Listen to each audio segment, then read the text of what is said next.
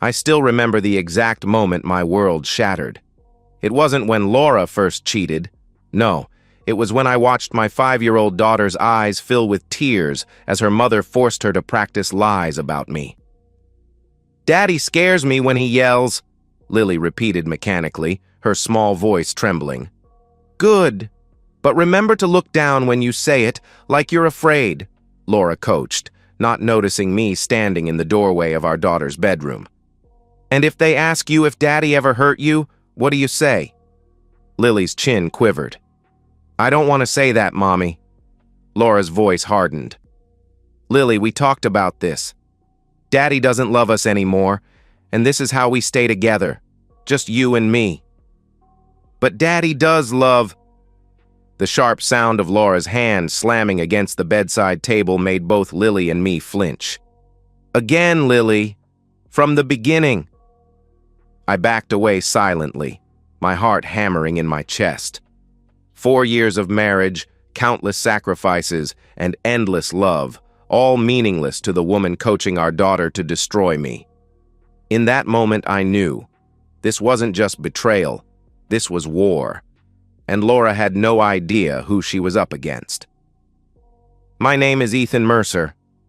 Until 6 months ago, I was just a software engineer with a comfortable life in the suburbs of Boston. I worked for a mid-sized tech company developing security applications, made decent money, and came home every night to what I thought was a loving family. My wife Laura and I met in college. She was studying marketing.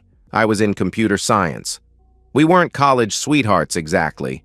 We ran in the same circles but didn't start dating until our senior year. After graduation, we both landed good jobs, got married 3 years later, and had Lily shortly after. I was never the flashy type. I drove a sensible car, saved aggressively for retirement, and focused on building security for our future. Laura used to appreciate that stability. At least, I thought she did. After Lily was born, we agreed Laura would take a year off. She went back to her marketing career afterward, climbing to an executive position at a boutique agency. I was proud of her, supporting her late nights and weekend work when needed. We were partners, or so I believed. When Laura was laid off a year ago during company restructuring, I told her to take her time finding the right next opportunity. "We're fine financially," I assured her. "Focus on what will make you happy." I even suggested she might enjoy spending more time with Lily, who had just started kindergarten. Laura seemed to embrace the change initially. She joined a gym, reconnected with old friends, and threw herself into home renovation projects. I never once questioned her about job hunting or pushed her to contribute financially. I wanted her to feel supported, not pressured. Looking back, that's when the subtle shifts began. She'd become irritated when I asked about her day. Our intimacy faded. She was always too tired or had a headache. She started going out more with friends I'd never met. I chalked it up to her rediscovering herself after the professional setback. I gave her space, thinking that's what a good husband would do. What I didn't know was that one of these new friends was Damon Caldwell, a divorce attorney known for his ruthless tactics. I didn't know that while I worked overtime to ensure our financial security, Laura was finding my steady, responsible life increasingly suffocating.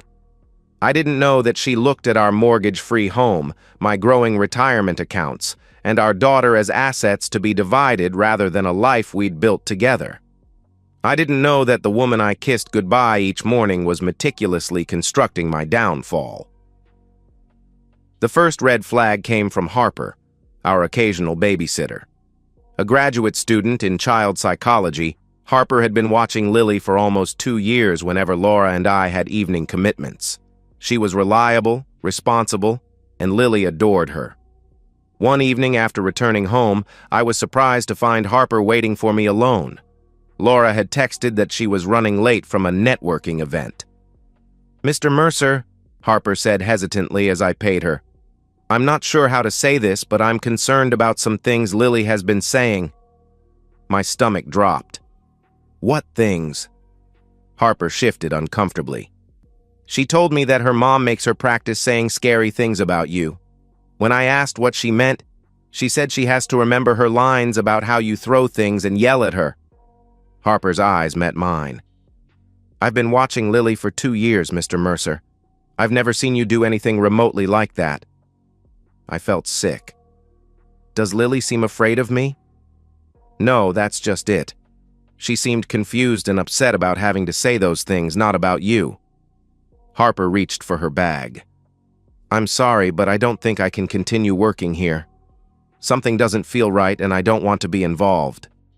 After Harper left, I sat in the dark living room, processing what I'd heard. I recalled other small incidents, Laura suddenly taking phone calls in another room, the strange way she'd sometimes record our arguments, her new password on her laptop. Each isolated event seemed innocent enough, but together they formed a disturbing pattern. When Laura finally came home that night, her cheeks flushed and smelling faintly of unfamiliar cologne, I didn't confront her. Instead, I kissed her on the cheek and told her Harper had left early. I mentioned nothing about what Harper had shared. That night, while Laura slept beside me, I stared at the ceiling and made a decision. I wouldn't react emotionally. I wouldn't give her ammunition. I would find out exactly what I was dealing with, and I would protect my daughter at all costs. The next morning, I called in sick to work for the first time in 3 years. As soon as Laura left to drop Lily at school, I began my counterintelligence operation. I installed discrete cameras in our common areas, not the bedrooms or bathrooms. I still had some ethical boundaries, and set up monitoring software on our shared family computer. I made copies of all our financial documents and secured them in a safety deposit box Laura didn't know about. Then I made 2 crucial phone calls, one to Thomas Webb, a private investigator recommended by a colleague who'd gone through a similar situation, and another to Dr. Eleanor Chen, a child psychologist specializing in parental alienation cases. I need hard evidence, I told Webb. Whatever it costs, whatever it takes. And you're sure your wife is manipulating your daughter?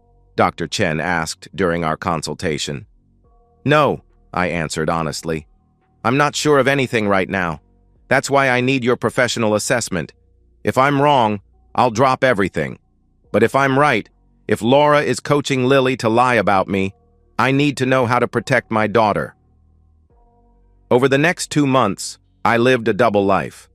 On the surface, I was the same reliable Ethan, going to work, coming home on time, playing with Lily, and maintaining a cordial relationship with Laura. I didn't rock the boat. I didn't give her any reason to suspect I knew something was wrong. Meanwhile, Webb was building a case. He documented Laura's networking events, which turned out to be rendezvous with Damon Caldwell at various hotels around the city. He obtained copies of text messages between them, discussing their relationship and, more disturbingly, their strategy for the divorce. She's laying groundwork for an emotional abuse claim, Webb told me, showing me screenshots. Caldwell's advising her on how to document everything, how to provoke reactions from you, what to tell friends about your controlling behavior. One text from Laura to Damon chilled me to the bone. He has no idea what's coming. By the time he figures it out, I'll have the house, most of his retirement, and full custody. Your strategy is brilliant.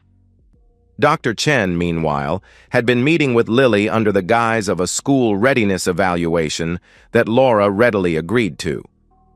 There are concerning signs of coaching, she reported after several sessions. Lily exhibits distress when discussing certain topics about you, but the distress doesn't match the content. It's consistent with a child who's being pressured to maintain a narrative she knows isn't true. As the evidence mounted, I maintained my composure. When Laura would try to provoke arguments, leaving cabinet doors open after I'd asked her repeatedly to close them, accidentally deleting shows I'd recorded, making passive-aggressive comments about my work hours, I refused to take the bait. When she recorded our conversations, I made sure to remain calm and reasonable. I became the most understanding, patient version of myself, all while preparing to end her. The breaking point came when I overheard Laura on the phone with what I assumed was Damon, discussing filing dates and custody arrangements. "The documentation is practically perfect," she said smugly. "I've got recordings, witness statements from friends, and Lily's testimony will be the final nail. We should file next week before he suspects anything." That night, I couldn't sleep. The thought of Laura using our daughter as a weapon against me, forcing a 5-year-old to lie about her father, filled me with a cold fury I'd never experienced before. This wasn't just about me anymore. This was about protecting Lily from psychological damage that could affect her for life. I got up at 3 a.m. and went to my home office, closing the door quietly. I reviewed everything Webb and Dr. Chen had provided. The evidence was overwhelming. Laura and Damon were not just having an affair, they were conspiring to destroy me legally and financially while traumatizing my daughter in the process. I had a decision to make. I could confront Laura, but that would give her time to cover her tracks and accelerate her plans. I could try for a quiet, amicable divorce, but her actions had gone too far for that. No, there was only one path forward that would protect both Lily and myself. Laura wanted a legal battle? I'd give her one, but not on her terms. I spent the rest of the night outlining my strategy. By morning, I had my plan. I called Webb and Dr. Chen to set things in motion. Then I called my attorney, Gabriel Santos, a quiet, methodical man with 20 years of family court experience. "This is going to get ugly," he warned after reviewing my evidence. "It already is," I replied. "I just want to make sure the right person pays for it." The next week passed in a blur of preparation. Webb continued his surveillance, documenting every meeting between Laura and Damon. Dr. Chen prepared her report on the psychological manipulation of Lily. I tracked down Harper, who agreed to testify about what she'd witnessed.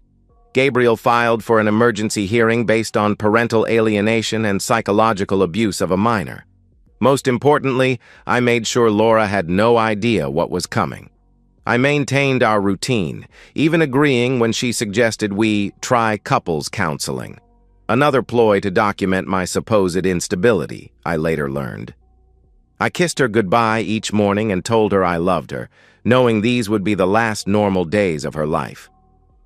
The day before Laura planned to file her fraudulent divorce papers, Gabriel submitted our petition to the court. Laura was served with papers that afternoon while I was at work. When I came home that evening, she was waiting in the kitchen, her face a mask of fury and panic. "What the hell is this?" she demanded, throwing the papers at me. I picked them up calmly. "Exactly what it looks like. I'm filing for divorce on grounds of adultery and parental alienation, and I'm seeking full custody of Lily." Laura's laugh was harsh. "You'll never get it. I have recordings, testimonies. Everyone will see what you really are." I set my bag down and looked her directly in the eyes. "No, Laura, everyone is going to see what you really are." I pulled out my phone and played a recording, her coaching Lily to lie about me. The color drained from her face. "You can't use that. It's illegal to record someone without their consent." "Actually," I replied, "Massachusetts is a one-party consent state for recordings." But that's beside the point. This isn't my recording. I pointed to the corner of Lily's room visible in the video. "That's from the cameras you set up in our house, the ones you thought I didn't know about. The same cameras that captured you admitting to Damon that you were manufacturing evidence." For once, Laura was speechless. "Lily is staying with my parents tonight," I continued. "I suggest you use this time to reconsider your strategy. Because if you push forward with these false accusations, I promise you, it will be the biggest mistake of your life." I walked out of the kitchen, leaving her staring at the papers. As I packed an overnight bag for myself, I could hear her frantically calling Damon. Their perfect plan was unraveling, and they knew it.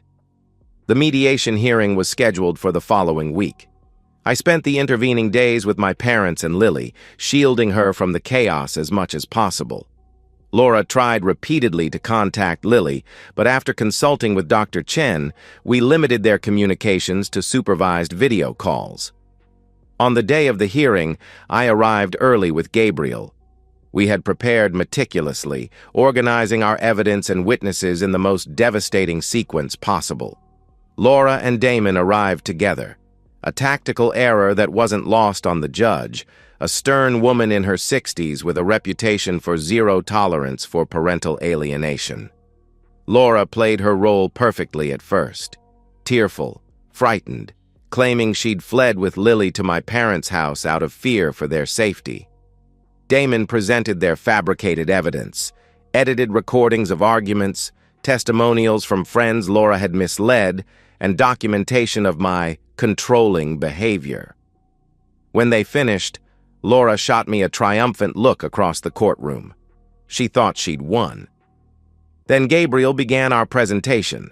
First came the unedited recordings, showing how Laura had selectively cut my responses to make normal conversations seem threatening. Next came Webb's surveillance evidence, photos, videos, and hotel receipts documenting Laura's affair with Damon. Webb himself testified about witnessing them discussing their strategy to destroy me financially. Laura's face grew increasingly pale, but the real devastation came when Gabriel called Harper to the stand.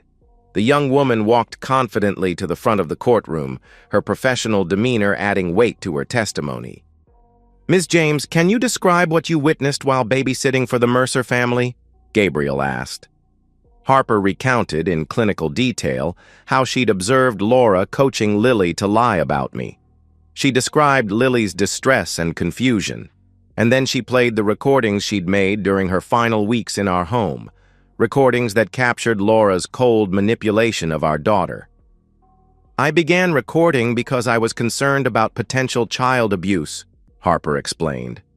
"As a student of child psychology, I recognized the signs of psychological manipulation, and I was ethically obligated to document it." The courtroom fell silent as Laura's voice filled the room. "Once the court sees how scared Lily is, Ethan's done. Damon says it's a guaranteed win." Laura jumped to her feet. "That's taken out of context." The judge gavelled her down sharply. "Ms. Mercer, you will have your chance to respond." But Laura's composure was cracking. She looked desperately at Damon, who was suddenly very interested in his legal pad. The final blow came from Dr. Chen, who presented her professional assessment of the psychological damage Laura's coaching had inflicted on Lily. "This is a textbook case of parental alienation syndrome," she testified. "The child is being forced to reject a loving parent based on false narratives, causing significant emotional distress and potential long-term psychological harm." When all our evidence had been presented, the judge called a brief recess. Upon returning, her face was grim. "In my 30 years on the bench," she began, "I have rarely seen such a calculated attempt to manipulate the court and, more disturbingly, to weaponize a child against a parent. The evidence presented today shows a pattern of deliberate deception and psychological abuse that this court cannot ignore." Her ruling was swift and comprehensive. I was granted sole legal and physical custody of Lily. Laura's visitation rights were suspended pending a psychological evaluation and completion of a parenting course on child psychological welfare. The judge also referred Damon to the State Bar Association for an ethics investigation regarding his role in fabricating evidence. As the judge delivered her verdict, Laura collapsed into sobs. Not the controlled, performative tears she'd used earlier, but harsh, ugly cries of someone watching their life implode. Damon was already walking away, not even looking back at the woman he'd promised to help. But the court ruling was just the beginning of Laura's downfall. News of the case spread quickly through legal and parenting circles. Someone had recorded Laura's meltdown in the courtroom and leaked it online. The clip went viral, picked up by local news outlets and parenting forums with headlines like "Mother Caught Coaching Child to Lie About Father" and "Attorney and Client Conspire to Fabricate Abuse Claims." Laura's social media accounts were flooded with outrage. Former colleagues distanced themselves publicly. Friends who had provided testimonials for her case backtracked, claiming they'd been misled. Even her parents issued a statement expressing their profound disappointment in their daughter's actions and offering their full support to me and Lily. Meanwhile, Damon's legal career imploded. The Bar Association launched a formal investigation, and his firm placed him on indefinite leave. Former clients began reviewing their cases, looking for similar ethical violations. Within weeks, he'd left the state entirely, abandoning Laura to face the consequences alone. I didn't actively participate in Laura's public shaming. I didn't need to. The evidence spoke for itself, and people made their own judgments. My focus remained on helping Lily heal from the psychological manipulation she'd endured. Through it all, I maintained my composure. I didn't gloat or seek revenge beyond what was necessary to protect my daughter. When reporters sought comments, I gave only brief statements about focusing on Lily's well-being. I engaged a therapist for both Lily and myself, making sure we had the tools to process the trauma healthily. 3 months after the hearing, Laura's transformation was complete. She'd lost her friends, her reputation, and her financial security. The divorce settlement left her with only what she'd brought into the marriage, which, after a year of unemployment, wasn't much. She was living in a small basement apartment across town, working an entry-level customer service job, her dreams of luxury and status thoroughly shattered. Damon, I heard through legal circles, had relocated to Arizona and was struggling to rebuild his practice under the cloud of ethical violations. The few clients who followed him quickly abandoned ship when news of his tactics spread through the legal community. His wife filed for divorce after learning of his affair with Laura. As for me, I stayed in our family home with Lily, creating a stable, loving environment where she could recover from her mother's manipulation. I arranged for supervised visits with Laura as required by the court, always putting Lily's needs first, despite my personal feelings. Today marks 1 year since that court hearing. Lily is thriving in first grade, her nightmares about saying the right things long gone. She sees Dr. Chen monthly for check-ins, but the psychologist reports she's adjusted remarkably well. Laura has completed her court-ordered therapy and parenting classes. She's been granted limited supervised visitation rights, which she exercises inconsistently. Sometimes I think she avoids seeing Lily out of shame for what she did, or perhaps because she can't stand the supervision. Whatever her reasons, I remain civil and accommodating for Lily's sake. I've started dating again recently. Nothing serious, just casual dinners with a colleague who understands my priorities as a single father. Life has settled into a new normal, one built on honesty and stability rather than manipulation and lies. As for Laura, last I heard, she was still in that basement apartment, still single, still struggling to rebuild any semblance of her former life. Damon has apparently stopped returning her calls entirely.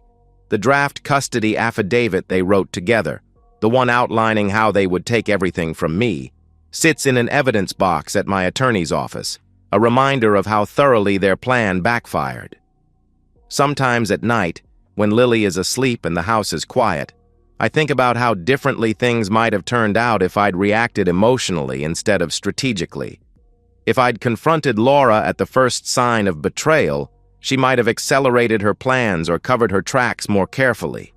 If I'd lashed out in anger, I might have given her the ammunition she needed to paint me as unstable. But I didn't. I stayed calm.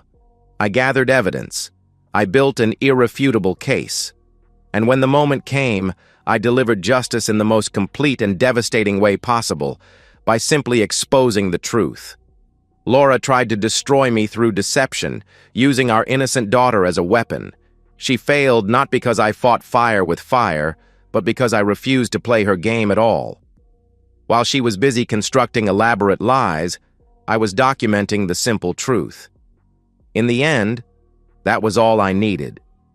Sometimes the best revenge isn't about what you do to someone else. It's about what you refuse to let them do to you. And sometimes, justice doesn't need your help. It just needs your patience. And that's the end of today's story. If you enjoyed it, please give this video a thumbs up and drop a comment below. Your support helps the algorithm push my content further.